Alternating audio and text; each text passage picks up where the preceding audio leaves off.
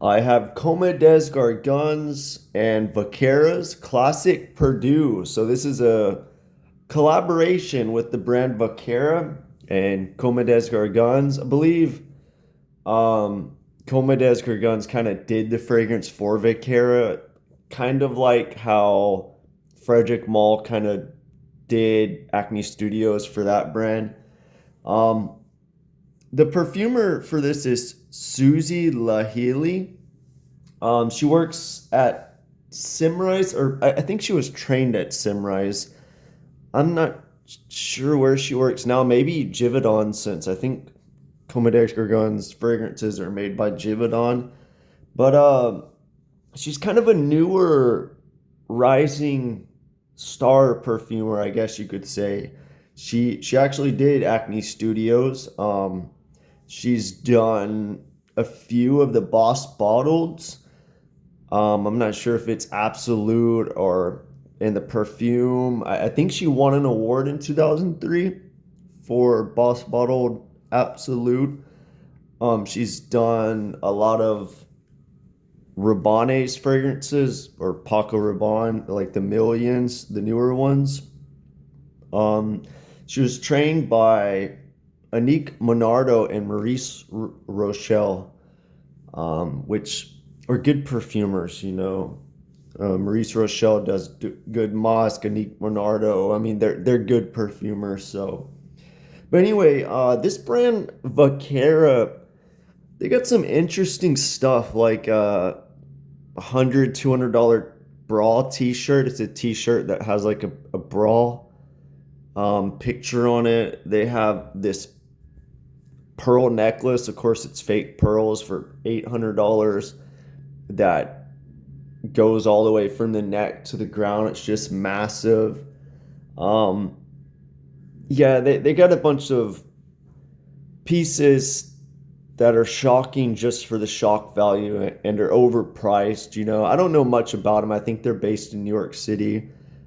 And the brief for this fragrance, I'm not going to read the whole thing, but it basically is the scent of childhood, the scent of 90s, the smell of the air conditioner in the car, finding a perfume in the back of a store or something like that, which I guess that's what they were going for on the packaging. The bottle actually has like a pink for or sell sticker on it. But you know, the scent of childhood from the 90s, you know, that doesn't apply to everybody. You know, maybe if you're, you know, if you're a certain age, of course, but we're talking about, I don't know, this fragrance, it smells like late 90s, you know, at the latest, maybe early 2000s. So, you know, that's not childhood for everybody, you know.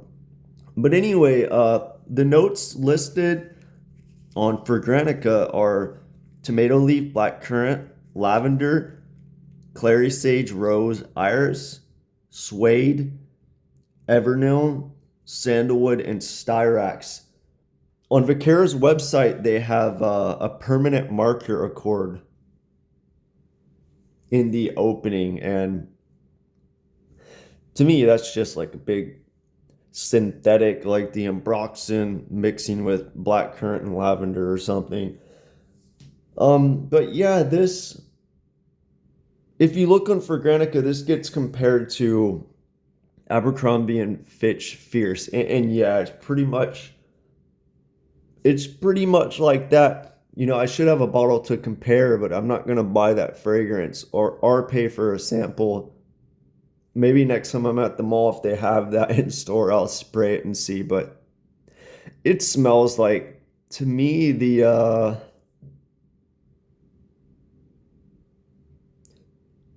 it smells like the mid 2000s to me, like 2000, yeah, around the middle 2000s to me.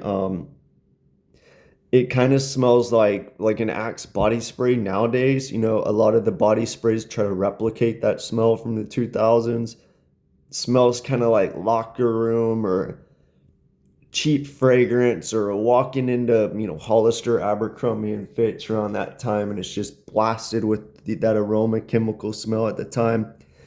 The opening of this fragrance, for the first 10 seconds on me, that tomato leaf and black currant, I do get like this fruity, interesting thing. And then the mid, it goes Abercrombie and Fitch. Maybe there's a slight iris, rose thing barely going on, but yeah, it's basically Abercrombie and Fitch fierce. So that base note Evernil, it's basically synthetic oak moss. It's used in a lot of fragrances, but they don't list it. It's it can be called Verimoss or Etriacetic acid. It's made by Givaudan. There's another long chemical name for it, but it's synthetic oak moss. It's supposed to replicate natural oak moss. It smells dry, mossy, earthy, powdery, woody, phenolic undertones. It lasts like 400 plus hours on paper. It's used in sheepers and fougères.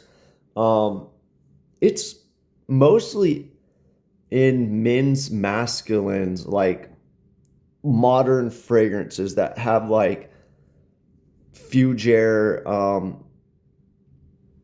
undertones to it. I think Delina Exclusive supposedly has it in there. Maybe it's used in some feminines too, but I used to always wonder like what, like there's always this oak moss musk combination in fragrances that I don't really like anymore. I think it's this Verimoss oak moss. I don't like it as much as natural oak moss. It smells more modern. It's interesting that, a lot of people say they don't like oak moss nowadays. Oh, it smells dated, but it's still you like this synthetic oak moss, it's dosed. It's not as powerful as oak mosses in the 70s, but it's still in men's fragrances. It's kind of like the fougere structure and even the sheeper structure that smells so dated, it's still the backbone of a lot of fragrances. It's interesting how that works out. But yeah, the dry down, I basically get that Verimoss, maybe mixed with the suede. There's a clary sage in here. It gets compared to Dolce & Gabbana's K a bit. That one's more modern blue. I feel like that one's kind of boring. This one's more like a 2000s. It's big in Broxton in here too, I believe. Overall, I think it's $80 for a 30 ml. So what's that like? Um,